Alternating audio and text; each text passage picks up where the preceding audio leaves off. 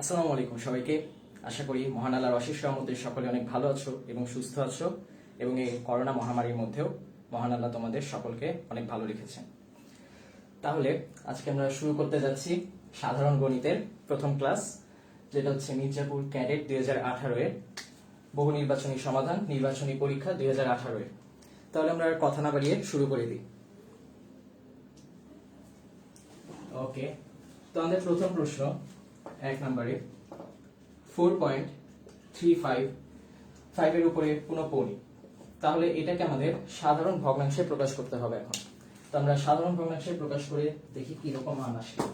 সাধারণ ভগ্নাংশে প্রকাশ করার জন্য যে সূত্রটা আছে সেই সূত্রটা আমাদের সবারই নিশ্চয়ই মনে আছে।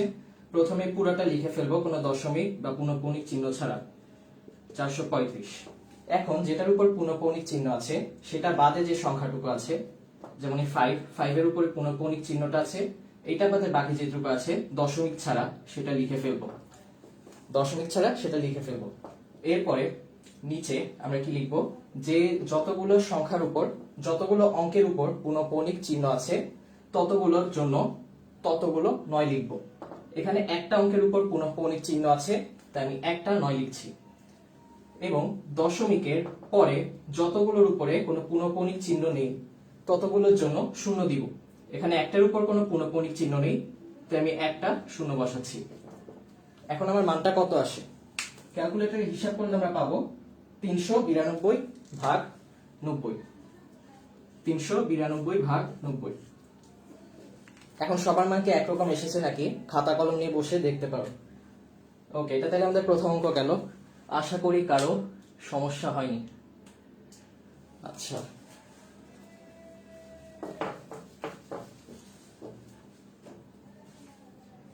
ওকে, এরপরে 2 নম্বরে আমাদের একটা সারণী দেওয়া আছে। সারণীটা আমি লিখে দিচ্ছি।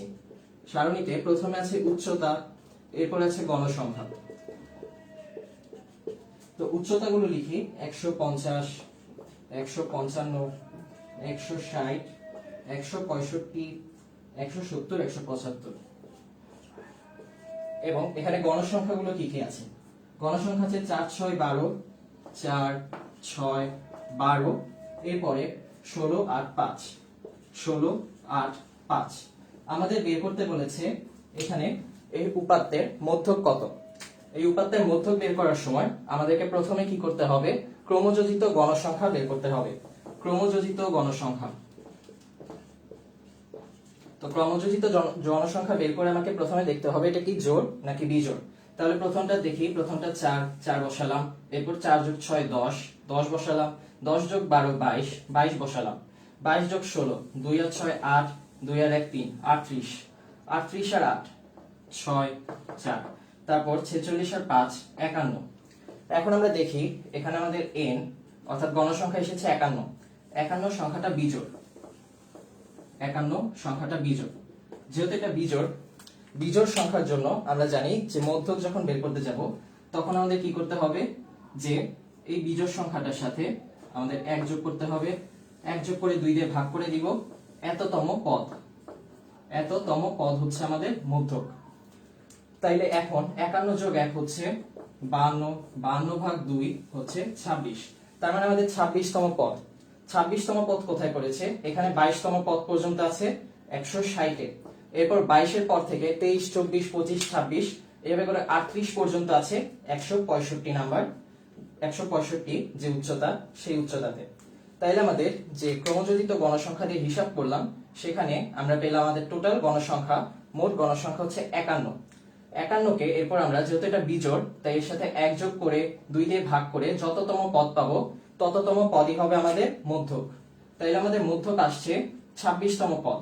26তম পদটা আমরা কোথায় পাচ্ছি, এই যে এখানে দেখা যাচ্ছে যে 160 উচ্চতা যখন আসছে তখন আমাদের 22তম পদে থেমে গিয়েছে। 22 এর পর থেকে 23, 24, 25, 26, 27 এভাবে করে সবগুলো কোথায় 165 উচ্চতা আছে যে সেখানে চলে গেছে। তাহলে আমাদের মধ্যক আমরা বলবো 165। আচ্ছা, 165 আমাদের উত্তর। ওকে, এরপরের প্রশ্ন 3 নম্বরে f of x এর মান দেওয়া আছে x² - 4x + 3। এরকম হলে f অফ -1 এর মান কত? সবচেয়ে সহজ প্রশ্ন এই এমসিকিউ এর। -1 whole square minus 4 times -1 plus 3। যেখানে x আছে, এই যে x ফাংশনের ক্ষেত্রে যে জায়গায় x গুলো ছিল সেই জায়গায় -1 বসিয়ে দিব। -1 বসিয়ে দেওয়ার পরে -1 হোল স্কয়ার 1 মাইনাস মাইনাসে মাইনাসে প্লাস, তাই +4, এরপরে +3। তাইলে 7 আর 1 8। তাইলে আমাদের উত্তর আসছে 8। অ্যান্সার হবে 8। ওকে, এরপরের প্রশ্নে আমরা চলে যাচ্ছি 4 নাম্বার। কে প্রথম সেটের ব্যাখ্যা প্রদান করে? আমাদের যে অপশনগুলো আছে, অপশনগুলো হচ্ছে জর্জ ক্যান্টর, তারপর Rene Descartes, John Venn, Newton. তো আমরা প্রথমে দেখি জর্জ ক্যান্টর। জর্জ ক্যান্টর প্রথম সেট তত্ত্ব, সেটের যে ব্যাখ্যাটা, সেটের ব্যাখ্যা প্রদান করেছেন এবং অসীম সেটের ধারণা দিয়ে গণিত বিশ্ব যেটা আছে, গণিত বিশ্বের সবাইকে তাক লাগিয়ে দিয়েছিলেন। তোমরা যেমন এখানে অনেক কমেন্ট করে তাক লাগিয়ে দিচ্ছ, তেমনি উনি গণিত বিশ্বকে অসীম সেট আবিষ্কার করে অসীম সেটের ধারণাটা প্রদান করে প্রথম তাক লাগিয়ে দিয়েছিলেন। এবং বাকি যারা আছে, রেনে দেকার্ত স্থানাঙ্ক জ্যামিতিতে কার্তেসীয় স্থানাঙ্ক বলি আমরা যেটাকে, সেই কার্তেসীয় স্থানাঙ্কের ধারণাটা দিয়ে তিনি পুরা গণিতের যে গণিতে জ্যামিতি এবং বীজগণিতের সম্পর্ক এইটা স্থাপন করতে সক্ষম হয়েছিলেন এবং সেটা আমরা এখনো ব্যবহার করি। জন ভেন ভ্যান ডায়াগ্রাম প্রদান করেছেন, এটাও আমরা এই সেটের অধ্যায়ে দেখে থাকি, যে গোল্লা গোল্লা বৃত্ত দিয়ে আমরা কিভাবে করে কয়জন ফুটবল খেলে, কয়জন বাস্কেটবল খেলে, কয়জন বেসবল খেলে, এই সমস্ত অঙ্কগুলো সমাধান করার ক্ষেত্রে এই চিত্র দিয়ে আমরা ভালো মতো ভিজুয়ালাইজ করতে পারি। এরপরে নিউটন। নিউটন কি করেছিলেন? নিউটন আর লিবনিজ ক্যালকুলাস আবিষ্কার করেছেন। ক্যালকুলাস কিভাবে করতে হয়, ক্যালকুলাস কি জিনিস, এরকম নানান আজাইরা জিনিস আবিষ্কার করছেন, যার প্যারা এখনো আমাদের নিতে হচ্ছে। তো এরপরে আমরা দেখি 5 নম্বরে। 5 নম্বরে আমার সবচেয়ে অপছন্দের প্রশ্ন, বহুপদীর সমাপ্তি সূচক। তো বহুপদীর সমাপ্তি সূচক হচ্ছে, তিনটা অপশন দিয়েছে। তিনটা অপশন হচ্ছে 5, 6 বিন্দুটির কোটি 5 প্রথমে বলেছে। এখন কোটি আর ভুজ কি এটা নিশ্চয়ই আমাদের মনে আছে।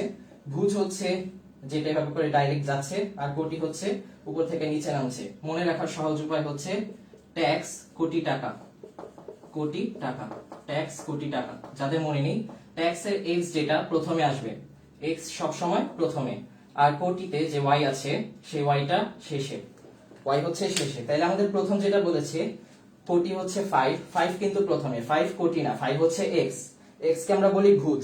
আর ওয়াই যেটা, ওয়াই হচ্ছে কোটি, ওয়াই এসেছে পরে, এক্স এর পরে এসেছে ওয়াই। 6 হচ্ছে আমাদের কোটি হওয়ার কথা, কিন্তু আমাদের অপশনে বলেছে 5 কোটি। তার মানে আমরা নিঃসন্দেহে বলতে পারি যে আমাদের প্রথম অপশন যেটা আছে, প্রথম অপশন যে 5 কোটি, এই কথাটা ভুল। 5 হচ্ছে ভুজ আর 6 হচ্ছে কোটি, তাহলে প্রথমটা ভুল। ওকে, পরের অপশন যেটা, সেটা হচ্ছে এ যদি 2,3 হয় তাহলে এ এর a ক্রস a এর উপাদান সংখ্যা 4, a ক্রস a। তো এখন ক্রস যখন করব তখন কি হবে? ক্রস করার পরে 2 ক্রস, একটা হচ্ছে 2,3, একটা মানে a ক্রস a মানে কি 2,3 যেটা আছে এটার সাথে ক্রস, আবার 2,3 ক্রস করার পরে আমার যে মানগুলো আসবে 2 2, তারপর 2 3, তারপর 3 2 এবং 3 3, মানে গুণ করার মতো। স্বাভাবিকভাবে আমরা যখন বীজগণিত গুণ করি, বীজগণিতে একবার এটার সাথে এটা, একবার এটার সাথে এটা, এটার সাথে এটা, তারপর এটার সাথে এটা, এইভাবে করে গুণ করে আমরা যেটা পাচ্ছি সেটাই কিন্তু এই ক্রস সেট। এটার উপাদান দেখি 1 2 3 4, চারটা উপাদান। তার মানে যেটা বলেছে সেটা কিন্তু ঠিক, সেটা ঠিক, মানে চারটা উপাদান আছে এখানে। ওকে, তাহলে 5 নম্বরে 3 নাম্বার আরেকটা আছে। 3 নাম্বার হচ্ছে f of x যদি x plus a হয়, f of x যদি x plus a হয় এবং f of x যদি 0 হয়, তাহলে x is equal to minus a। এটা কি হয়? f of x হচ্ছে x plus a, আবার f of x হচ্ছে 0। তাইলে আমি এই দুইটা থেকে কি বলতে পারি? x plus a হচ্ছে 0।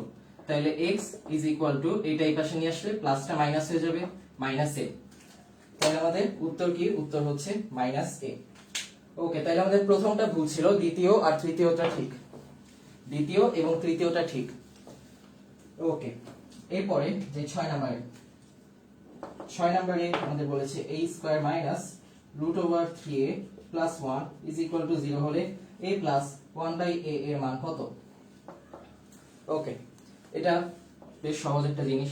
a square plus 1 is equal to root over 3a।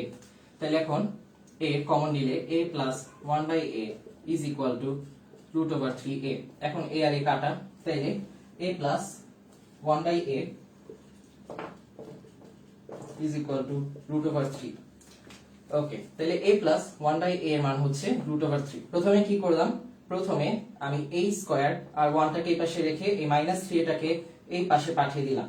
এই দুইটা চিপা দিয়ে চাপ দিয়ে এটাকে কি করলো, এই পাশে পাঠিয়ে দিল। তারপর a প্লাস 1 হচ্ছে রুট ওভার 3a।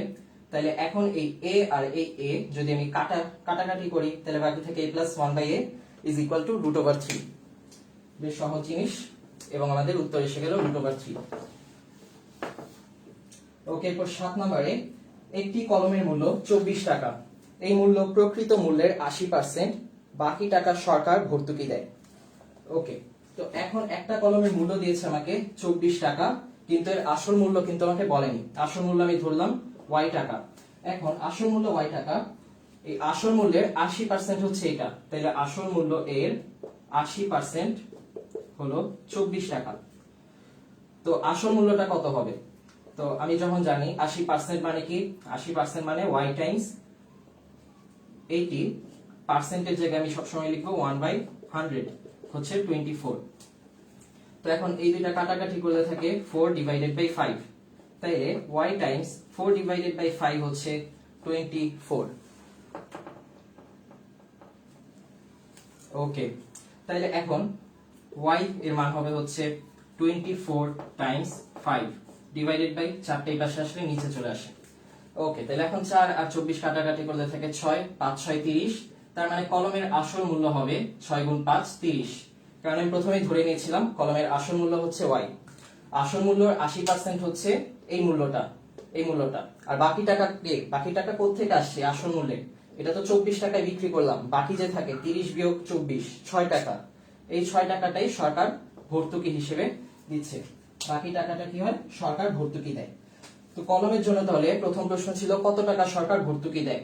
আসল দাম বিয়োগ বিক্রয় মূল্য হচ্ছে সরকারের ভর্তুকি, তাহলে 30 বিয়োগ 24 আসছে 6। কত টাকা ভর্তুকি দিচ্ছে সরকার? 6 টাকা ভর্তুকি দিচ্ছে। এবং এর পরের প্রশ্ন, কলমটির প্রকৃত মূল্য কত? আমরা তো বেরই করে ফেললাম y = 30, কলমের প্রকৃত মূল্য 30। ঠিক আছে, আশা করি কারো বুঝতে সমস্যা হয়নি।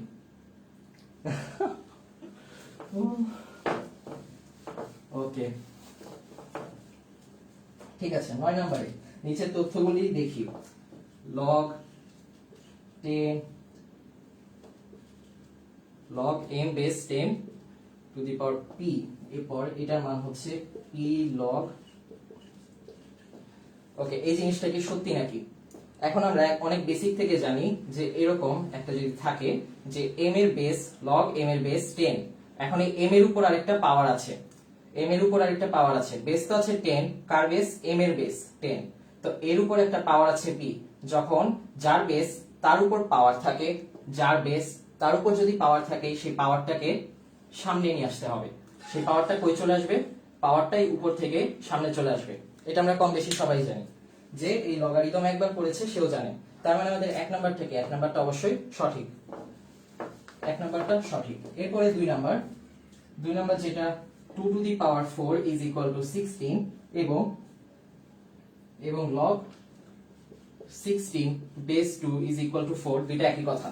এখন 2 টু দি পাওয়ার 4 মানে হচ্ছে 2 টাইমস 2 টাইমস 2 টাইমস 2, অর্থাৎ 2 কে 4 বার গুণ করার পরে 2 টাইমস 2, 2 কে 4 বার গুণ করার পরে আসছে 16। এবং log 16 বেস 2 মানে হচ্ছে 2 কে কতবার গুণ করলে 16 পাওয়া যাবে।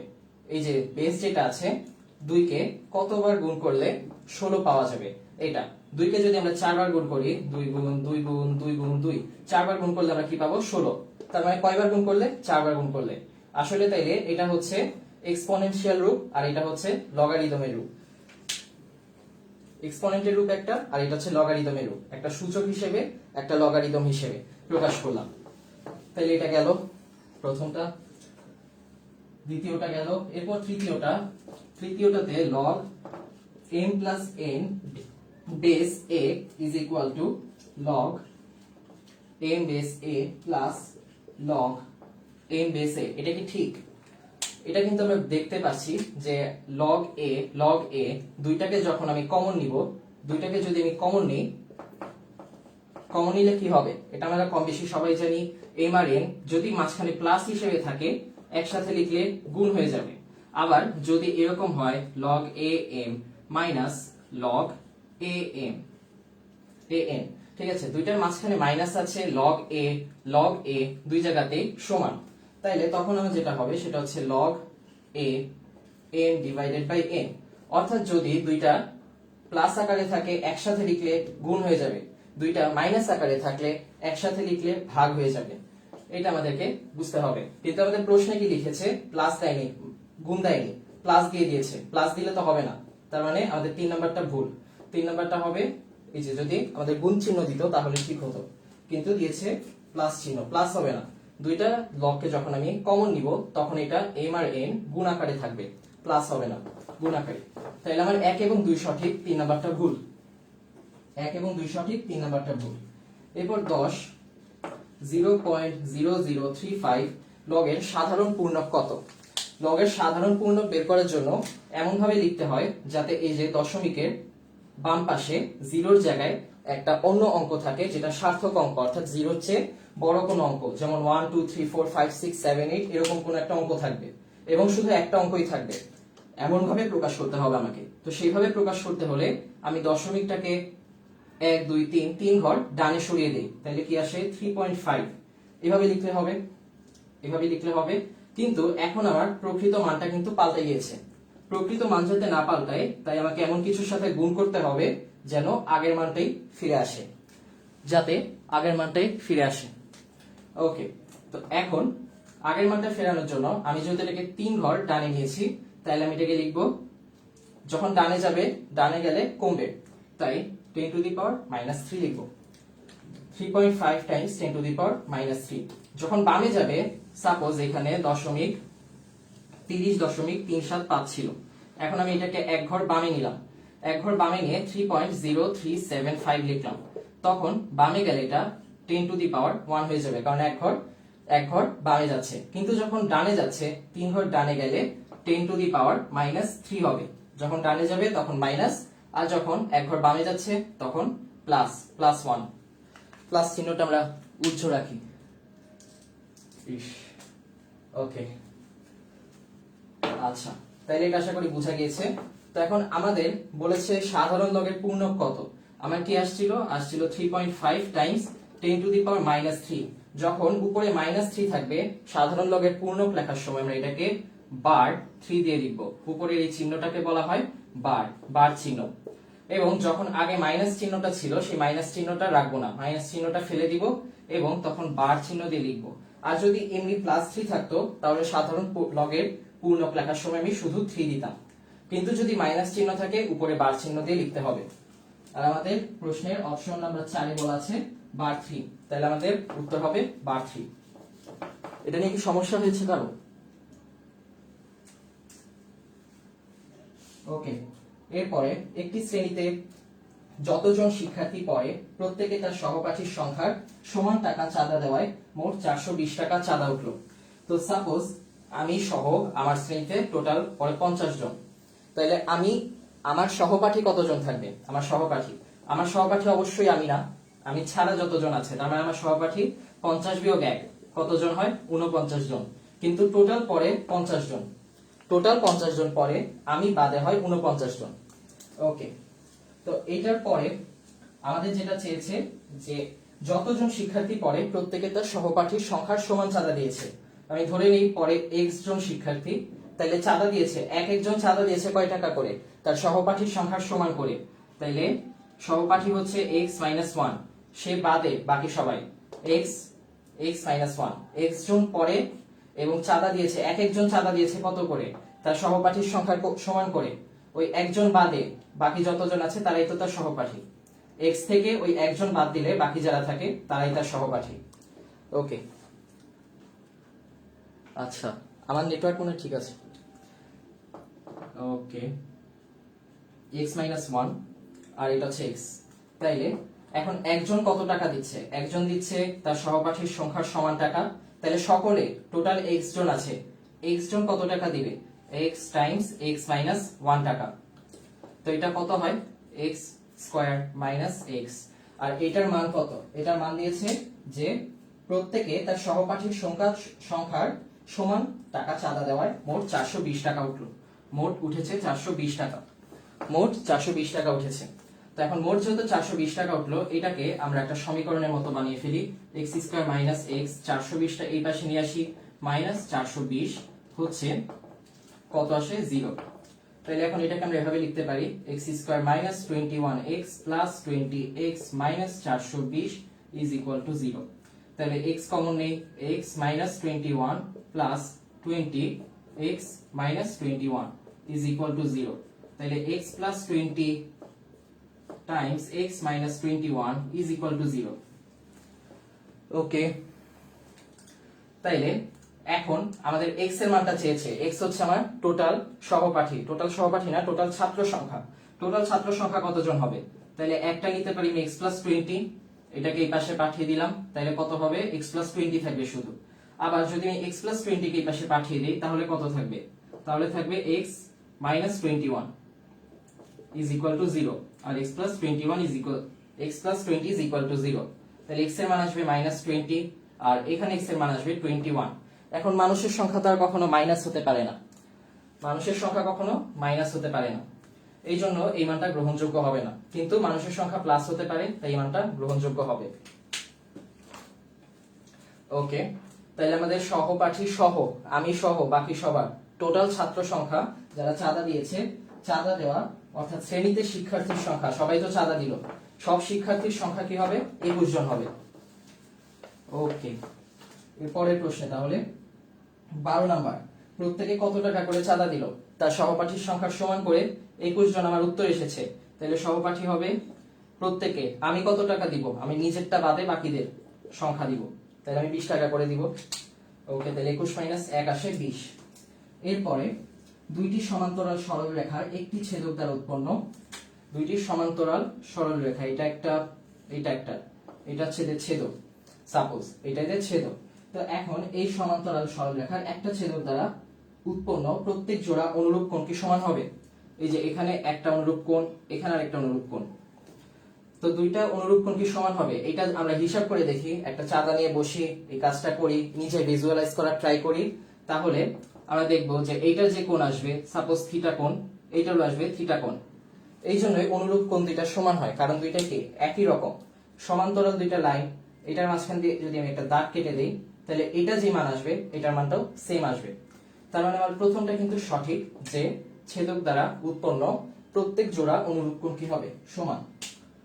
প্রত্যেক জোড়া একান্তর কোণ কি সমান কিনা, প্রত্যেক জোড়া একান্তর কোণ, একান্তর কোণ হচ্ছে এই যে এই জেড এর মতো, এই একটা, এই একটা। তো এখন এখানে যে কোণটা আসবে, এখানেও একই কোণটা আসবে, একই কোণ আসবে, কারণ এটাকে আমি এই পাশে নিয়ে আসি, এই যেভাবে একটা আছে, এটাকে যদি আমি এই পাশে নিয়ে আসি এভাবে, তাহলে দেখতে পাবো যে এটা একটা সামান্তরিকের মতো। সামান্তরিকের বিপরীত কোণগুলো সমান, এই যে এখানে যে একান্তর কোণ আছে, এইটার অনুরূপ কোণ এটা, অনুরূপ কোণ দুইটা সমান, এবং এই উপরে যেটা, এটা হচ্ছে একান্তর কোণ, একান্তর কোণ, এবং এইটা একটা সামান্তরিক, সামান্তরিকের মধ্যে এইটার বিপরীত কোণ হচ্ছে এটা, তাহলে এটা এই দুটো কি সমান হবে, এই যে আবার দেখাই, এটা হচ্ছে একটা জেড, এই কোণ আর এই কোণ দুইটা একান্তর কোণ। এখন এই কোণেরই একটা অনুরূপ কোণ আঁকি, এখানে একটা অনুরূপ কোণ আঁকলাম এখানে। এখন এই দুইটা কিন্তু একটা, এটা একটা সামান্তরিক হয়ে গেল, সামান্তরিকে এই কোণ আর এই কোণ সমান হবে, কারণ দুইটা কি বিপরীত কোণ, দুইটাই বিপরীত কোণ। আর এটা কি, এটা হচ্ছে এর অনুরূপ কোণ। ওকে, তাহলে অনুরূপ কোণ দুইটা সমান, তাই অনুরূপ কোণের সাথে এই কোণটাও সমান হবে, কারণ কি একটা সামান্তরিক, এবং তাইলে দুইটা কোণ সমান হবে, তাই দুইটা কি একান্তর কোণ। ওকে, তারপরে প্রশ্ন হচ্ছে ছেদকের একই পাশে অন্তঃস্থ কোণ দুইটি পরস্পর সম্পূরক কিনা।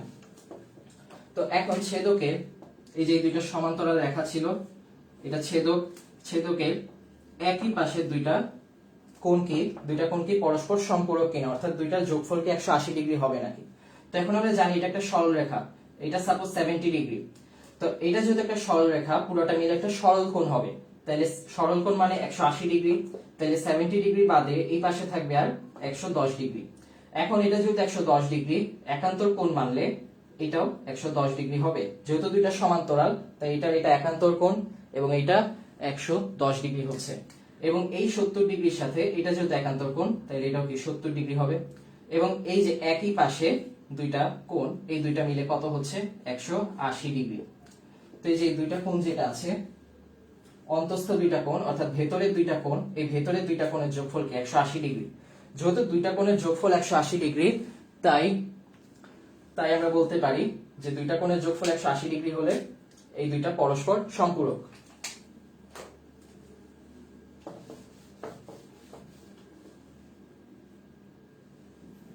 ওকে, সেটা কোনো সমস্যা না। তারপরে তাহলে আমাদের তিনটাই সঠিক এখানে। এরপর ত্রিভুজের 3 বাহুর দৈর্ঘ্য দেওয়া হলো, কোন কোন ক্ষেত্রে ত্রিভুজ আঁকা সম্ভব। প্রথমে 5, 6, 7 দেওয়া, এরপর 3, 4, 7 দেওয়া, এরপর 5, 4, 14, 5, 7, 14, এরপরে 2, 4, 8। এখন আমরা জানি যে ত্রিভুজ আঁকার ক্ষেত্রে কোনটা জানা দরকার, কোন জিনিসটা দরকার হলো যে ছোট দুইটা বাহুর যোগফল বড়টার চেয়ে বেশি হবে।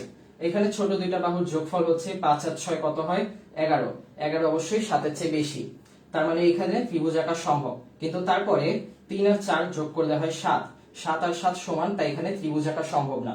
এরপর 5 আর 7 যোগ করলে হয় 12, 12 14 হচ্ছে অর্থাৎ বড় বাহু, বৃহত্তম বাহু হচ্ছে ছোট, তাই এখানেও ত্রিভুজ আঁকা সম্ভব না। এখানে 2 যোগ 4 হচ্ছে 6, 8 এর চেয়ে ছোট, তাই এখানেও ত্রিভুজ আঁকা সম্ভব না। অর্থাৎ আমরা বৃহত্তম বাহুর চেয়ে কি আমাদের ছোট দুইটা বাহু যে থাকবে তাদের যোগফলটা বৃহত্তম বাহুর চেয়ে বড় হতে হবে। ছোট দুই বাহুর যোগফল সবসময় বৃহত্তম বাহুর চেয়ে বড় হতে হবে, বৃহত্তম বাহুর দৈর্ঘ্যের চেয়ে বড় হতে হবে। ওকে, এরপরে একটা সমকোণী ত্রিভুজের দুইটা কোণ নিচে দেওয়া হলো, কোণ দুইটা কত হতে পারে। তো এই ক্ষেত্রে আমাদের দুটো জিনিস মাথায় রাখতে হবে। ত্রিভুজের যে কোনো 3 কোণের সমষ্টি সবসময় 180 ডিগ্রি এবং সমকোণী ত্রিভুজে যে কোনো একটা অ্যাঙ্গেল কত হবে 90 ডিগ্রি হবে। সাপোজ এখানে এই অ্যাঙ্গেলটা 90 ডিগ্রি, এই অ্যাঙ্গেলটা 90 ডিগ্রি, তাইলে এখন এই অ্যাঙ্গেলটা যেহেতু 90 ডিগ্রি, বাকি দুইটা যোগফল কত হবে, যেহেতু 90 ডিগ্রি প্লাস এই দুইটা 180 ডিগ্রি, তার মানে এই দুইটার মান কত আসবে -90 ডিগ্রি, মানে 90 ডিগ্রি আসবে। তাইলে দুইটা যোগফল যাতে 90 ডিগ্রি হয় সেই ব্যবস্থা করতে হবে। এখানে কতগুলো মান দেওয়া আছে, এখানে প্রথমে দেওয়া আছে 63 আর 36, যোগ করলে আসবে কত 99। ওকে, 99 আসলো, 99 কিন্তু হবে না, 90 লাগবে আমার। এরপরে 30 আর 70 যোগ করলে আসবে 100। ওকে, 100 হবে না, মানে লাগবে 90। এরপরে 40 আর 50 যোগ করলে আসবে কত 90, তাইলে আমার হয়ে গেল 40 আর 50। বাকি যেটা আছে 80, 20, 100, এটাও হবে না, তাইলে আমার যেটা হচ্ছে 40 এবং 50 যোগ করলে আসতেছে 90। ঠিক আছে, 90 পারফেক্ট। তাইলে এই মানটাই আমার বি আর সি মান হতে পারে।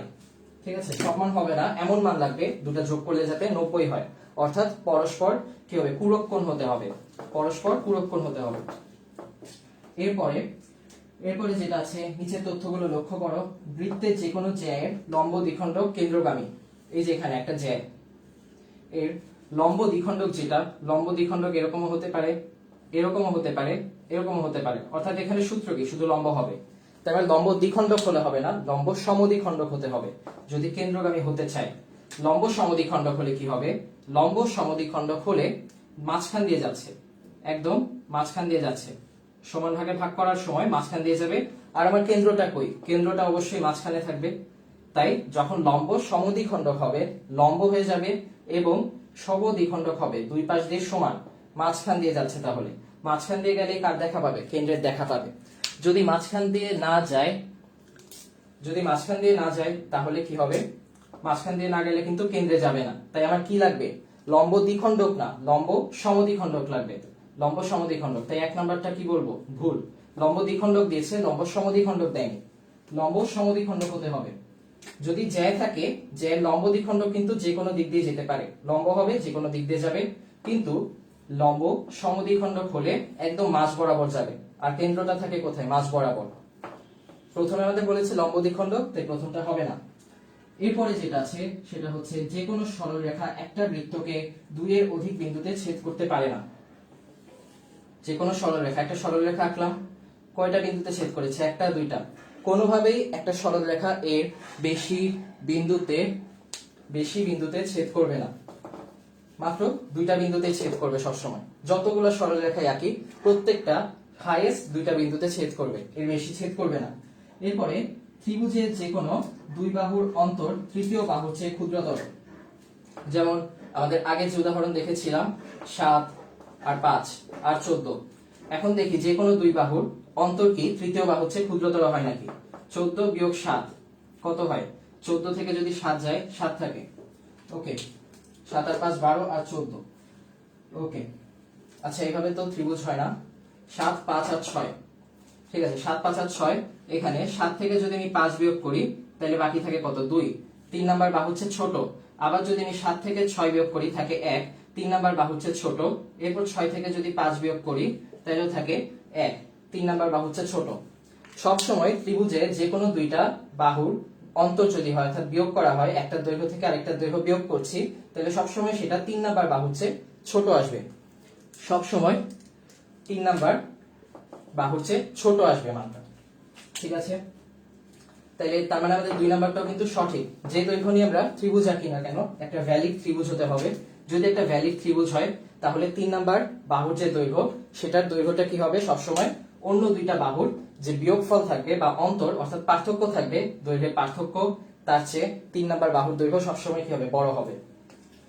আচ্ছা, এরপরে আমরা 3 নাম্বারে আসি। ত্রিভুজের যে কোনো দুই বাহুর দৈর্ঘ্যের অন্তর তৃতীয় বাহু হচ্ছে ক্ষুদ্রতর। এটাও প্রমাণ করা শেষ। 2ও ঠিক আছে, 3ও ঠিক আছে। তাহলে আমাদের উত্তর হবে 2 এবং 3। ওকে, এরপরে 17 নাম্বার, উপচাপে অন্তর্লিখিত কোণ কেমন? উপচাপ আর অধিচাপের কনসেপ্টটা আরেকবার দেখে আসি। একটা বৃত্ত, আরেকটা বৃত্ত ডিমের মতো হয়ে গিয়েছে। তো বৃত্তের উপচাপ কোনটা? অধিচাপ। অধিচাপ হচ্ছে বড় চাপ আর উপচাপ হচ্ছে ছোট চাপ। তো এখন আমার কালো অংশটা হচ্ছে অধিচাপ, কালো অংশটা উপচাপ। এখানে কালো অংশটা হচ্ছে, আচ্ছা আমি কি থেমে গিয়েছি? 7 কেন? এটা মনে হয় 8 নাম্বার চ্যাপ্টার বৃত্ত। তো এখন বৃত্ত হচ্ছে 8 নাম্বারে আমার যতদূর মনে হয়। যাই হোক, তো এখন ছোটটা হচ্ছে উপচাপ, বড়টা অধিচাপ। তো এখন অধিচাপে, এটা হচ্ছে অধিচাপ সাদা অংশটা। অধিচাপে যখন আমি একটা অন্তর্লিখিত কোণ আঁকবো, অন্তর্লিখিত মানে এই যে এই বাহু দুইটার, এই যে একটা বাহুর দুইটা প্রান্ত বিন্দু যে আছে, যেটা বৃত্তের সাথে মিলেছে, এইখানে আমি একটা চাপ আঁকছি, একটা কোণ আঁকছি। এই চাপে আমি একটা কোণ আঁকছি। এই কোণটা যেরকম হবে আর এই কোণটা কিরকম হবে, এই দুইটাই হচ্ছে অন্তর্লিখিত।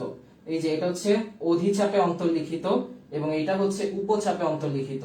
যেটা অধিচাপে দেখা, অধিচাপে যে কোণ, সেটা হচ্ছে অধিচাপে অন্তর্লিখিত কোণ। আর উপচাপে অন্তর্লিখিত কোণ হচ্ছে উপচাপে অন্তর্লিখিত কোণ। তো এখন এই কোণ আর এই কোণ আমরা বেসিক কমন সেন্স দিয়ে বুঝতে পারছি যে এইটা ছোট হবে আর এইটা কি বড় হবে। এটা ছোট মানে এটা হচ্ছে সূক্ষ্ম কোণ। অধিচাপে অন্তর্লিখিতটা হচ্ছে সূক্ষ্ম কোণ আর উপচাপে অন্তর্লিখিতটা হচ্ছে স্থূল কোণ। উপচাপে যেটা, সেটা হচ্ছে স্থূল কোণ। উপচাপেরটা স্থূল কোণ আর অধিচাপেরটা সূক্ষ্ম কোণ। অর্থাৎ অধিচাপে যেটা করব সেটা হবে 90 ডিগ্রি চেয়ে ছোট। এখন এটা কেন আসছে? কারণ আমরা জানি যে বৃত্তর ব্যাসে অন্তর্লিখিত কোণ কত? বৃত্তের ব্যাসে অন্তর্লিখিত কোণ হচ্ছে 90 ডিগ্রি। তো এখন আমি যদি এটাকে আরেকটু দূরে সরিয়ে দেই এবং এটা এইভাবে করি, তাহলে কিন্তু 90 ডিগ্রি চেয়ে ছোট হয়ে যাচ্ছে। অর্থাৎ যদি ব্যাসের চেয়ে বড় জায়গা নেই, ব্যাসের চেয়ে বড় জায়গা, এটা তো অর্ধবৃত্ত ছিল, অর্ধবৃত্তের মধ্যে যেটা সেটা 90 ডিগ্রি। এখন আমি যদি অর্ধবৃত্তের চেয়ে বেশি জায়গা নেই তাহলে সেটা 90 ডিগ্রির চেয়ে কম হয়ে যাবে। আর যদি আমি অর্ধবৃত্তের চেয়ে কম জায়গা নেই তাহলে সেটা 90 ডিগ্রির চেয়ে বড় হয়ে যাবে। অর্ধবৃত্তের চেয়ে বেশি জায়গা নিলে 90 ডিগ্রির কম, অর্ধবৃত্তের চেয়ে কম জায়গা নিলে 90 ডিগ্রির বেশি। তাইলে আমার প্রশ্নে যেটা বলেছে যে উপচাপে অন্তর্লিখিত কোণ কেমন হয়, সেটা হবে স্থূল কোণ। স্থূল কোণ। আচ্ছা, ওকে, পরে যাই। 18, নিচের তথ্যগুলো লক্ষ্য করো। দুইটি বৃত্ত পরস্পরকে বহিঃস্পর্শ করলে কেন্দ্রদ্বয়ের মধ্যবর্তী দূরত্ব তাদের ব্যাসার্ধের যোগফলের সমান। দুইটি বৃত্ত পরস্পরকে বহিঃস্পর্শ কিভাবে করে, জাস্ট বাইরের একটা বিন্দুকে টাচ করে যাচ্ছে, এটা হচ্ছে বহিঃস্পর্শ। এখন এর কেন্দ্র এটা, এর কেন্দ্র এটা। এখন কেন্দ্রদ্বয়ের দূরত্বটা কিরকম হবে, এইটা ওর ব্যাসার্ধ এবং এইটাও ওর ব্যাসার্ধ, বড়টার ব্যাসার্ধ এটা, ছোটটার ব্যাসার্ধ এটা।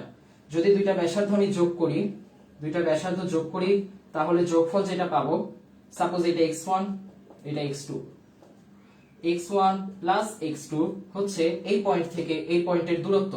p আর q এর দূরত্ব হবে x1 প্লাস x2, p আর q এর দূরত্ব। ওকে, আচ্ছা, pq। তাহলে আমরা কি বুঝতে পারছি, দুইটা বৃত্ত যখন পরস্পরকে বহিঃস্পর্শ করবে, অর্থাৎ বাইরে দিয়ে খালি একটু টাচ করে গিয়েছে, তখন এই দুইটার কেন্দ্র থেকে এটার ব্যাসার্ধ এবং এটার ব্যাসার্ধ দুইটা যোগ করলে আমরা যে দূরত্বটা পাবো, যে যোগফলটা পাবো, সেটাই কি এই দুইটা বিন্দুর দূরত্ব, রাইট? তাহলে আমাদের প্রথমটা সঠিক, এই দুইটার ব্যাসার্ধের যোগফলই কি দূরত্ব।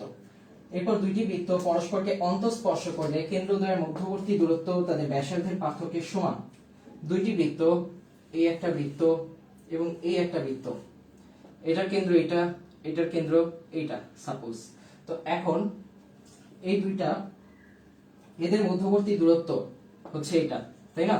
এদের মধ্যবর্তী দূরত্ব হচ্ছে এতটুকু, কিন্তু এদের যে ব্যাসার্ধটা আছে, একটার ব্যাসার্ধ হচ্ছে এতটুক, আরেকটার ব্যাসার্ধ হচ্ছে এতটুক, টোটাল এই যে একটার ব্যাসার্ধ হচ্ছে এরকম আর ছোটটার ব্যাসার্ধ হচ্ছে এতটুকু।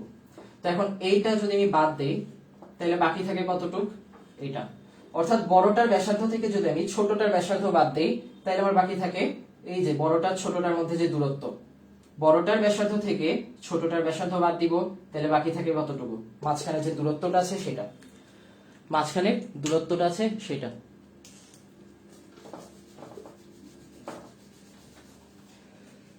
ওকে, কলমটা একটু ঝাঁকাই, কালি শেষ, বিপদে আছে। এরপরে যেটা, দুইটি বৃত্ত পরস্পরকে অন্তঃস্পর্শ করলে তাদের কেন্দ্রদ্বয়ের স্পর্শবিন্দু সমরেখ। স্পর্শবিন্দু এখানে, এইটার কেন্দ্র এখানে, ছোটটার কেন্দ্র এখানে, বড়টার কেন্দ্র এখানে, তিনটাকে যোগ করে দেখি আমরা একই সরলরেখা পাবো, একটাই সরলরেখা পাবো। তার মানে কি, যদি তিনটা বিন্দু একই সরলরেখায় থাকে তারা কিন্তু সমরেখ, তারা সমরেখ। ওকে, তারা তাহলে কি সমরেখ হয়ে গেল। তার মানে আমাদের 1 2 3 তিনটাই সঠিক। আর যাদের বুঝতে অসুবিধা হচ্ছে, খাতা কলম কম্পাস টম্পাস নিয়ে বসে এই ক্লাসের পরে বা যখন খুশি বসে নিজে নিজে প্রশ্নগুলো করে দেখো। এটা আসলে ঠিক বুঝার বিষয়, করার বিষয়, করে প্র্যাকটিক্যালি ফিল করতে হবে। প্র্যাকটিক্যাল যদি করো তাহলে এই জিনিসটা অনুভব করা যাবে আর কি। প্র্যাকটিক্যাল ভাবে যদি করা যায় তাহলে এই বৃত্ত জিনিসটা সবচেয়ে ভালোভাবে বোঝা যাবে। অধিচাপ, উপচাপ, বহিঃস্পর্শ, অন্তঃস্পর্শ, এইভাবে খালি মুখের ভাষায় বোঝা যায় না, মুখের ভাষা শুনলে সাহিত্য মনে হয়। প্র্যাকটিক্যালি যদি ফিল করতে চাও, অনুভব করতে চাও, তাহলে কি করতে হবে, করে বুঝতে হবে। আচ্ছা, এরপরে যেটা আছে, উপরের তথ্যের আলোকে 19-20 নং প্রশ্নের উত্তর দাও। উপরের তথ্য হচ্ছে এবিসি একটা সমকোণী ত্রিভুজ, যেখানে বি সমকোণ এবং tan এ হচ্ছে 1, tan এ 1। তাহলে সাপোজ এটা এ, এটা সি, আর tan এর মান হচ্ছে 1, মানে এই এসি এবং বিএ, ঠিক আছে? তাহলে কি হচ্ছে, এই বিসি tan মানে কি, tan মানে হচ্ছে অপোজিট, আর যে সন্নিহিত আছে অর্থাৎ লম্ব ভাগ ভূমি, তাইলে বিসি ভাগ এবি হচ্ছে 1, বিসি ভাগ এবি 1। তার মানে আমি বলতে পারি বিসি আর এবি সমান, BC is equal to AB, ঠিক আছে? এইভাবে করে আমরা tan এর যে 1 এটা বুঝতে পারছি। এখন বিসি আর এবি কখন সমান হবে, বিসি এবং এবি কখন সমান হবে, এটা তো 90 ডিগ্রি। বাকি দুইটা সমান হতে হলে কি হতে হবে, এই দুইটা কোণ সমান হতে হবে। এবং 90 ডিগ্রি ছাড়া যদি বাকি দুইটা কোণ সমান হতে চায়, তাহলে দুইটা কোণকে হতে হবে 45 ডিগ্রি, 45 ডিগ্রি, 45। ওকে, 45 যোগ করলে থাকে হচ্ছে 90। তাহলে এখন এই দুইটা 45 হলে এর মান কত আসছে, এর মান আসছে 45। এমসিকিউ এভাবে করে দেখতে হবে। আর যদি এভাবে না দেখতে চাই, আরেকভাবে দেখার উপায় হচ্ছে tan এর মান 1, ক্যালকুলেটরে আমি এর মান বের করতে চাই, তাহলে tan এই পাশে নিয়ে আসলে tan ইনভার্স, আর ব্র্যাকেটে এই জায়গায় হবে 1। এরপরে এটা বের করার চেষ্টা করি, ফাংশনটা ডিগ্রিতে দিতে হবে, মোড ডিগ্রি মোডে রাখবো, আর ডিগ্রি মোডে দেওয়ার পরে tan ইনভার্স 1 অফ 1 হবে হচ্ছে 45 ডিগ্রি। এর মানটা সবসময় তাহলে কি আসে 45 ডিগ্রি। আর কিছু মান আমাদের এভাবে মনে রাখা দরকার, tan এ যদি 1 হয় তাহলে tan এর যে a আছে এই এর মান হবে 45। ওকে, তাহলে এটাও গেল, এর মান আসছে 45। এরপর অপর sin 2a এর মান কত? sin 2a এর মান আমরা 45 পেলাম, sin 2a কত হবে? sin 2a হবে হচ্ছে sin 2 টাইমস 45 মানে sin 90, sin 90, sin 90 মান আসে হচ্ছে 1, sin 90 মান আসে 1, তাহলে sin 2 এর মান কত হবে? 1 হবে। ওকে, এটার পরে অপর কোণ দুইটি কত? আমরা অপর কোণ দুইটিও বের করে ফেলেছি, একটা 90 ছিল আর একটা 45 আর একটা 45। ওকে, আচ্ছা ওকে, সমস্যা নেই, সমস্যা নেই, ঠিক আছে ঠিক আছে। এরপর 30 ডিগ্রি কোণ আঁকার জন্য শর্ত কোনটি? 30 ডিগ্রি কোণ কি? এই যে চিপা কোণ, চিপা কোণ, শুকনা কোণ, এই যে চিপা, আমার মতো নয় যে আমি যেরকম এরকম মোটা, কিন্তু এটা চিকন। তো 30 ডিগ্রি হচ্ছে চিকন, এবং এই ক্ষেত্রে আমরা দেখব যখন আমি লম্ব আঁকবো এটা হচ্ছে লম্ব, এবং ভূমি আঁকবো এটা হচ্ছে ভূমি, তখন কমন সেন্স দিয়ে আমি দেখব যে ভূমিটা কি লম্ব চেয়ে বড় হচ্ছে, ভূমি ইজ বিগার দেন লম্ব, ভূমি লম্বর চেয়ে বড়। ওকে, এটা হচ্ছে আমার 30 ডিগ্রি কোণ আঁকার জন্য শর্ত, ভূমি লম্বর চেয়ে বড় হবে। ঠিক আছে, ভূমি লম্বর চেয়ে বড় হবে। উপরের ছকে এখনো যায়নি তো, উপরের ছকে এখনো যায়নি, যাওয়ার সময় ভূমি ইজ গ্রেটার দেন লম্ব। আচ্ছা, এটার পরে ভূতলের উপরে কোনো বিন্দু ভূমির সমান্তরাল রেখার সাথে যে কোণ উৎপন্ন করে তাকে কি বলে? তো এখন এটা হচ্ছে ভূতল, ভূতলের উপরে কোনো বিন্দু ভূমির সমান্তরাল কোনো রেখার সাথে, এই যেভাবে এই ভূতলের উপরের একটা বিন্দু, সাপোজ এটা ভূমির সাথে অথবা ভূমির সমান্তরাল কোনো রেখার সাথে এইরকম একটা কোণ উৎপন্ন করলো, এই কোণটাকে আমরা কি বলবো? এই কোণটাকে কি বলবো? কেউ কি জানে? এই যে অগ্রজিৎ, এই কোণটাকে আমরা কি বলবো? ভূতলের উপরের একটা বিন্দু ভূতলের সমান্তরাল অথবা ভূতলের অর্থাৎ ভূমির সাথে একটা কোণ উৎপন্ন করলো, এই কোণ থিটা কোণ, এই থিটা কোণটার নাম কি? এই থিটা কোণের নাম কি? এনিওয়ান, থিটা কোণের নাম কি? আচ্ছা, এই থিটা কোণের নাম আমি বলে দিচ্ছি উন্নতি কোণ। ঠিক আছে, উন্নতি কোণ। যখন ভূমির উপরের একটা বিন্দুর সাথে ভূমির একটা কোণ উৎপন্ন হবে, ভূমির উপরের সাথে এই যে ভূমির একটা কোণ উৎপন্ন হবে, সেটা হচ্ছে উন্নতি কোণ। ঠিক আছে, আর যদি এটা এরকম হতো যে ভূমির উপরে কোন সমান্তরাল রেখার সাথে ভূমির কোন একটা বিন্দু কোণ উৎপন্ন করছে, এরকম থিটা, ভূমির উপরের একটা সমান্তরাল রেখার সাথে ভূমির কোন বিন্দু কোণ উৎপন্ন করছে, ভূমির একটা বিন্দু কোণ উৎপন্ন করছে কার সাথে? ভূমির উপরে সমান্তরাল কোন একটা বিন্দুর সাথে, এইটা তখন হতো অবনতি কোণ, এইটা হতো অবনতি কোণ। ওকে ওকে, আচ্ছা ওকে, ঠিক আছে, তাহলে উন্নতি কোণ হচ্ছে আমাদের উত্তর, উন্নতি কোণ। ওকে, পিতা ও পুত্রের বর্তমান বয়সের অনুপাত হচ্ছে 7:2 এবং 5 বছর পরে তাদের বয়সের অনুপাত হবে 8:3। এরকম অঙ্কের ক্ষেত্রে একটা মজার জিনিস আছে, যে অঙ্ক করার আগে দেখা যেত যে মার বয়স আসার কথা আসলে 26 আর কন্যার বয়স আসার কথা না, কন্যার বয়স 26 মার বয়স 72, এরকম কিছু আসতো। আমার আসতো উল্টা, দেখা যেত কন্যার বয়স 72 মার বয়স এসে গেছে 26। তো এইভাবে আসলে কিভাবে অঙ্ক হয় কে জানে, মার বয়স 72 কন্যার বয়স 26 না এসে কন্যার বয়স 72 মার বয়স 26। ওকে, নাইস নাইস, ঠিক আছে ঠিক আছে। তো এখন 7:2 এটা আছে, 8:3 এটা আছে। তো সাপোজ এখন বাবার বয়স 25 বা 50, পুত্রের বয়স 25, তো এই ক্ষেত্রে আমি বাবার পুত্রের বয়সের অনুপাত কত লিখবো? 2:1। কিন্তু এটা কি আসলে 2:1? 2 কি তাদের বয়স, 1 কি তাদের বয়স? তাদের বয়সের অনুপাত কিন্তু 50:25 হওয়া উচিত, তাই না? কিন্তু এটাকে আমরা সংক্ষেপে কি করে ফেলেছি, 2 টাইমস 25:1 টাইমস 25, এভাবে করে এই 25 আর এই 25 কেটে দিয়েছি। তাহলে আমি কি বলতে পারি না 7:2 যেটা আছে, এই 7:2 মানে 7 টাইমস x ইস টু কত? 2 টাইমস x। এরকম কোন একটা x ছিল এই 25 এর মতো, এর মতো কোন একটা x ছিল যে x দুইটা আমরা কেটে দিয়েছি, অবশ্যই বলা যায়। তাহলে এই x গুলোকে আমরা কমন নিই, এখন এই x গুলোকে এখানে রেখে দেই, তাহলে আমরা কি বলতে পারি, পিতার বয়স যেহেতু 50 ছিল, এরকম পিতার বয়স 7x ছিল, পুত্রের বয়স যেমন 25 ছিল, এখানে পুত্রের বয়স 2x ছিল। ওকে, আশা করি হ্যাঁ। আচ্ছা আচ্ছা, তো এইটার 5 বছর পর তাদের বয়স কত হবে? পিতার বয়স 7x + 5, পুত্রের বয়স 2x + 5। তো এটা আমরা কিভাবে পেলাম? এই যে পিতার বয়স 50, পুত্রের বয়স 25, কাটাকাটি করলে 2:1 থাকে। তেমনি পিতার বয়স 7x, পুত্রের বয়স 2x, অনুপাত হিসেবে কাটাকাটি করলে 7:2 থাকে। ঠিক আছে, একই হিসাব, কেবল আমরা কাটাকাটি যে এক্সট্রা করেছি সেই এক্সট্রা রেখে দিয়েছি, ওইটার কাটাকাটি করিনি আগে। ওকে, আচ্ছা, নিলয় পাল কিছু একটা বলছে, ক্লাসে মন দাও। কমেন্ট করতেছো কেন নিলয়? ক্লাসে মন দাও, ঠিক আছে? ওকে, তো এটা 7x + 5 আর 2x + 5। আচ্ছা, 2x + 5, এইটার অনুপাতটা আবার আমাকে লিখে দিয়েছে 5 বছর পরের অনুপাত 8:5, সরি 8:3, 8:3 লিখেছে। তো এখন এই দুইটাকে আমি কিভাবে লিখতে পারি? অনুপাতটাকে ভাগ আকারেও লেখা যায় বা ভগ্নাংশ আকারে, এইভাবে 2x + 5, আর এটাকে 8:3 যেটা ছিল সেটাকে 8/3 লিখতে পারি। এখন তিনটাকে আমি এই পাশে নিয়ে আসি, কি হয়ে যায়?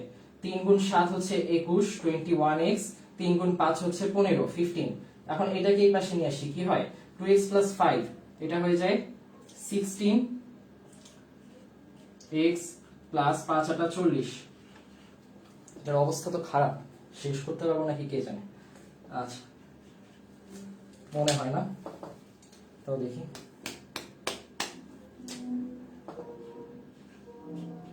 16x + 40। তো এখন এই 16টাকে এই পাশে নিয়ে আসি, 15কে এই পাশে নিয়ে আসি। 21x - 16x = 40 - 15, 40 - 15। ওকে, তো এখন এটা বিয়োগ করলে থাকে হচ্ছে 5x, আর এটা বিয়োগ করলে থাকে হচ্ছে 35, সরি 35 না 25, 25। তাইলে 5 আর 25 কাটাকাটি করি, কাটাকাটি করলে কত আসে? x = 5। এখন x কার বয়স? x কারো বয়স না, x হচ্ছে যেটাকে আমরা কমন নিয়েছিলাম প্রথমে সেটা। তো এখন আমরা দেখি 7:2 কে কিভাবে লেখা যায়, যে কমন নিয়েছিলাম বয়সগুলো। পিতার বয়স তাইলে 7 × 5, পুত্রের বয়স হয় 2 × 5, 2 × 5, 7 × 5 হচ্ছে 35, 35, আর 2 × 5 হচ্ছে 10। তাহলে পিতার বয়স আসছে আমার 35, পুত্রের বয়স আসছে 10। আচ্ছা, ওকে। আচ্ছা, হুদা কাউকে কিছু বলা লাগবে না, যার মনে হবে দরকার সে করবে, খামাখা কোনো কারণ ছাড়া কাউকে ডাকার দরকার নেই, ঠিক আছে? কারণ এটা অনেক বেসিক একটা জিনিস, মোটামুটি সবাই পারে। তো এখন 8:3, আচ্ছা এগুলা গেল, এগুলো আশা করি বোঝা গেছে। পিতার বয়স আসছে 35, পুত্রের বয়স আসছে 10। তাইলে আমার প্রশ্ন ছিল, যেটা প্রশ্ন হচ্ছে পিতার বর্তমান বয়স কত? পিতার বর্তমান বয়স 35, এবং এরপরে প্রশ্ন পুত্রের বর্তমান বয়স কত? পুত্রের বর্তমান বয়স হচ্ছে 10। ওকে, তো এটা যারা বুঝে নাই, আবার প্রথম থেকে এই অঙ্কটা প্রথম থেকে শুরু করলে আবার হয়তো বোঝা যাবে, আর না বুঝতে পারলে দুঃখিত, না বুঝতে পারলে বলিও। ওকে, তো এরপরে প্রশ্ন যেটা আছে, দুইটা সমীকরণ দিয়েছে, ax + b1, a1x + b1y = c1, এই যে প্রথমটা, এবং a2x + b2y = c2। এই দুইটা হচ্ছে সমীকরণ জোট। সমীকরণ জোটটা বইয়ের কোথায় আছে? সমীকরণ জোট বইয়ের 12 নম্বর অধ্যায় যেটা আছে, সেই 12 নম্বর অধ্যায়ে আছে। কারণ যদি মনে না পড়ে বইটা খুলে নিতে পারে। বইটা খুলে নিলে এরপর আমরা যেটা দেখবো, এরকম একটা ছক আছে। এরকম ছকের মধ্যে প্রথমে সহগের তুলনা করেছে, তারপরে কোনটা সমঞ্জস, অর্থাৎ এই দুইটা কি সামঞ্জস্যপূর্ণ, একটার সাথে কি আরেকটা সেন্স মেক করে, অর্থাৎ একটার সাথে কি আরেকটার মত মিলে, ঠিক আছে? যেমন একজন ব্রাজিল আরেকজন আর্জেন্টিনা, এরকম হইলে হবে না, দুইজনই ব্রাজিল করে এরকম হইতে হবে, তাহলে দুইজনই কি সমঞ্জস। তারপর একটা কি আরেকটার উপর নির্ভরশীল কিনা, যেমন এখানে এটা থেকে এইটার যদি আসে, যেমন 3x + 4y = 2, আরেকটা আসবে এটা দুই গুণ করে দিলে 6x + 8y = 4। অর্থাৎ ইনডাইরেক্টলি আমরা বলতে পারি যে এটা থেকেই এটা চলে এসেছে। এরকম যদি হয় এটা থেকে এটা আসে, তার মানে এই দুইটা পরস্পর নির্ভরশীল, দুইটা নির্ভরশীল, দুইটাই সমঞ্জস, দুইটাই একই ধর্মের একই গোত্রের, কিন্তু দুইটারই কি, দুইটা একটা আরেকটার উপর নির্ভরশীল। এরকম যদি হয় তখন দেখা যাবে অন্য দুনিয়া থেকে এসেছে, 6x - 5y = 1, এরকম হবে সেকেন্ডটা। প্রথম টাইপের যদি হয়, টাইপ 1 এর যদি হয়, তাহলে একটা দেখা যাবে 3x + 4y, আরেকটা দেখা যাবে আরেকটা দেখা যাবে 6x - 5y = 1। দুইটা কি সেম মনে হচ্ছে? দুইটাই আলাদা, দুইটা আলাদা, তার মানে একটা আরেকটার উপর নির্ভর করে না। কিন্তু এই দুইটা ব্যবহার করে আমরা যদি একটা উদাহরণ, একটা সমাধান বের করতে পারি, x এবং y আলাদা আলাদা একটা সমাধান বের করতে পারি, তাহলে এই দুইটাকে আমরা বলবো সমঞ্জস এবং দুইটার সমাধান থাকবে কেবল একটা। কিন্তু যদি এই দুইটা ব্যবহার করে কি করা যাবে না, সমাধান বের করা যাবে না, কোনো সমাধান বের করা যাবে না, তখন এই যে 3 নাম্বার টাইপের অসামঞ্জস্য হয়ে যাবে। তো আমাদের যেটা দিয়েছে সঙ্গতিপূর্ণ, অনির্ভরশীল এবং অনন্য সমাধান। সঙ্গতিপূর্ণ মানে সমঞ্জস হবে, অনির্ভরশীল হবে এবং কেবল একটা সমাধান, অনন্য সমাধান মানে শুধু একটা সমাধান থাকবে। সেইটার ক্ষেত্রে আমার শর্ত কোনটি? এই যে শর্ত, প্রথমটা হচ্ছে আমার শর্ত এই টাইপের অঙ্কের জন্য। তো এটার ব্যাখ্যা করছি না, কারণ এটা আমরা আগে পড়ে এসেছি। এটা যেহেতু টেস্ট পেপারে আমি আর আলাদা করে এটা ব্যাখ্যা করছি না, তাহলে আরো বেশি সময় লেগে যাবে। ওকে, তাহলে a1 মার্কার কালিটা একদম শেষ। যাই হোক, a1/a2 is not equal to b1/b2, এটা হচ্ছে আমার শর্ত। ওকে, এটা আর ব্যাখ্যায় যাচ্ছি না। অসঙ্গতিপূর্ণ এবং সমাধান না থাকার শর্ত কোনটি? অসঙ্গতিপূর্ণ মানে অসামঞ্জস, সমাধান না থাকার শর্ত এই যে নাই কখন হবে?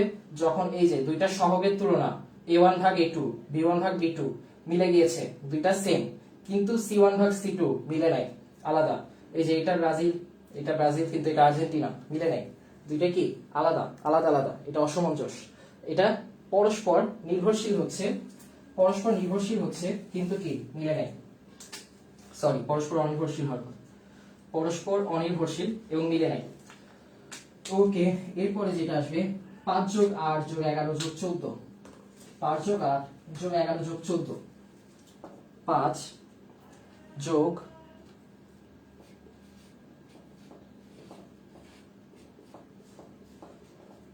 11 + 14, এভাবে করে যেতে যেতে কততম পদে 383 পাবো? কততম পদে 383 পাবো?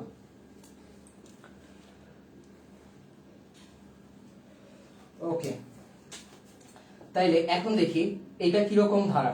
এটা একটা সমান্তর ধারা, আমরা বুঝতে পারছি, কারণ এটার পার্থক্য কত? 3, এটার পার্থক্য 3, এটার পার্থক্য 3, সবগুলোর পার্থক্য হচ্ছে 3 করে। তাই এটা একটা সমান্তর ধারা। আর সমান্তর ধারা যখন বের করতে যাব, সূত্রটা কি?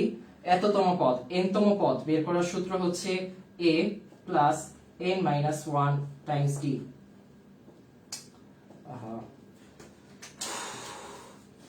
ওকে, তাইলে এরপরে যাই। এটার মান হচ্ছে 383। তো এখন এর মান কত? 5, 5টাকে আমি এই পাশে নিয়ে যাই। 383 - 5 কত আসে? 378।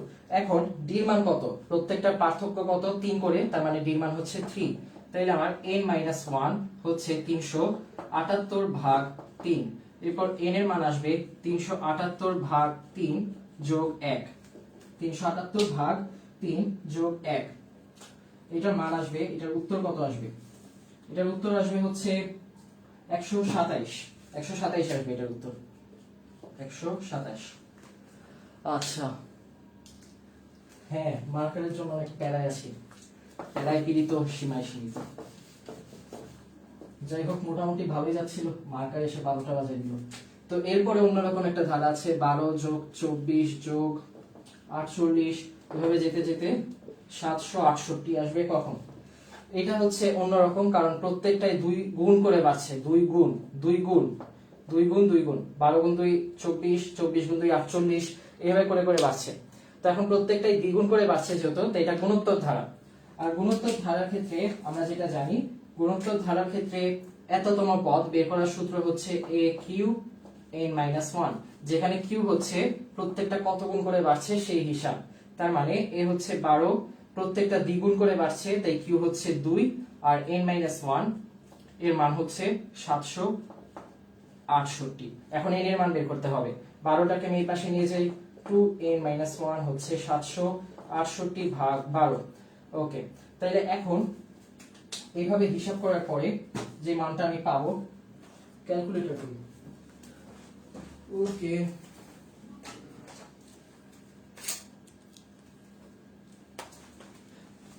ওকে ওকে ওকে 768 ভাগ 12 হচ্ছে 64,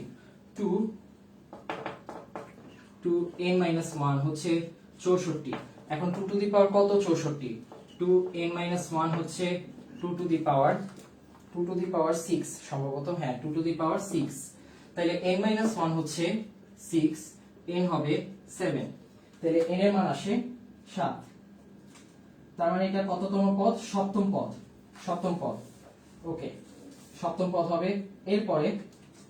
এরপরে প্রশ্ন 29 নাম্বার প্রশ্নে এসে গেছি আমরা, আর দুটো প্রশ্ন বাকি। ওকে, আর দুটো প্রশ্ন বাকি। তাহলে এখন সুষম পঞ্চভুজের কয়টি প্রতিসাম্য রেখা আছে? একটা সুষম পঞ্চভুজ আঁকি, এরকম হবে একটা সুষম পঞ্চভুজ। এখন একটা সুষম পঞ্চভুজকে আমি কয়বার ভাঁজ করতে পারবো ততগুলো প্রতিসাম্য রেখায় কিন্তু পাওয়া যাবে। যেমন এখানে একবার ভাঁজ করি, এরকম আসবে। দুইবার ভাঁজ করলে এরকম আসবে। তিনবার ভাঁজ করলে এরকম আসবে। চারবার ভাঁজ করলে এরকম আসবে। পাঁচবার ভাঁজ করলে এরকম আসবে। ঠিক কিনা? তোমরা চাইলে কাগজ কেটে এভাবে বানিয়ে দেখতে পারো ভাঁজ করে করে, তাই এবার প্র্যাকটিক্যাল একটা ফিল পাবা। তো এখন এরকম ফিল পাওয়ার পরে আমি দেখবো যে একবার করলাম, দুইবার করলাম, তিনবার, চারবার এবং পাঁচবার আমি এটাকে ভাঁজ করতে পারছি। পাঁচবার যেহেতু ভাঁজ করতে পারছি, তাইলে আমার প্রতিসাম্য রেখা কয়টা পাবো? পাঁচটা পাবো। পাঁচবার ভাঁজ করেছি, তাই 5টা পাবো। আচ্ছা, আমি ঘুরছি কেন দেখি, সব কি ঠিকঠাক আছে?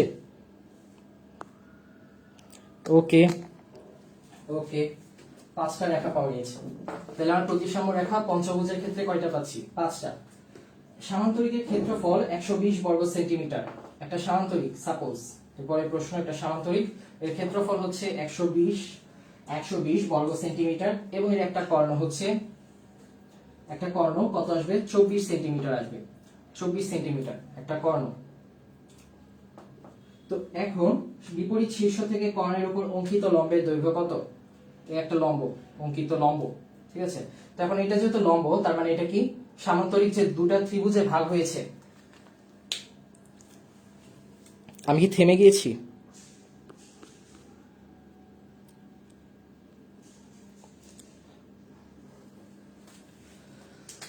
ওকে, তাহলে এটা 120 এবং যে কর্ণ দেওয়া ছিল সেটা হচ্ছে 24, এবং এখানে যে লম্বটা আসবে সেটার মান আমাকে বের করতে বলেছে, সাপোজ এটা x। ওকে, তো এখন আমি জানি যে এটা একটা ত্রিভুজ। তো ত্রিভুজের যে ত্রিভুজের ক্ষেত্রফল হচ্ছে, এই যে লম্ব আছে, এই লম্বটা কি?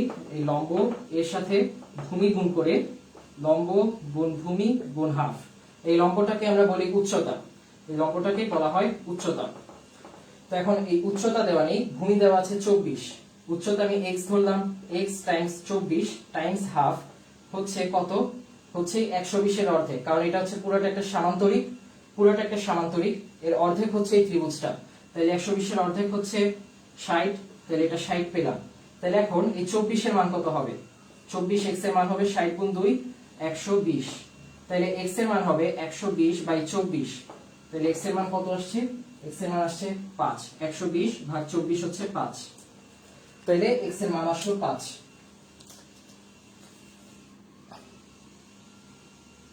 কি মনে হয় নেই? মানে কি নেই? আচ্ছা ঠিক আছে, মনে হয় ভিডিও ঠিক ছিল না। তবে যাই হোক, 30টা তো শেষ। ও, আমি থামিনি, তোমরাই থেমে গিয়েছো। যাই হোক, এখন আমিও থেমে যাচ্ছি, কারণ আমাদের 30টা প্রশ্নই শেষ এবং আজানও দিচ্ছে। ঠিক আছে, তাহলে আজকে এ পর্যন্তই রাখলাম। 30টা শেষ মানে আমাদের একটা কিন্তু শেষ, মির্জাপুর ক্যাডেট 2018। তো তাহলে আজকে এই পর্যন্তই, মাত্র 4 জন। ওকে, সমস্যা নেই, এটা একজন হইলেও হয়। ওকে, বিদায়। সবাই ভালো থেকো এবং করোনার মধ্যে নিজেদেরকে সুস্থ রেখো, স্বাভাবিক রেখো। এভাবে যে থাকা যায়, বেঁচে থাকাটাই আসল, এবং চেষ্টা করবে ভালো থাকতে, আনন্দে থাকতে। তাহলে সবাইকে আল্লাহ হাফেজ, ভালো থেকো, বিদায়।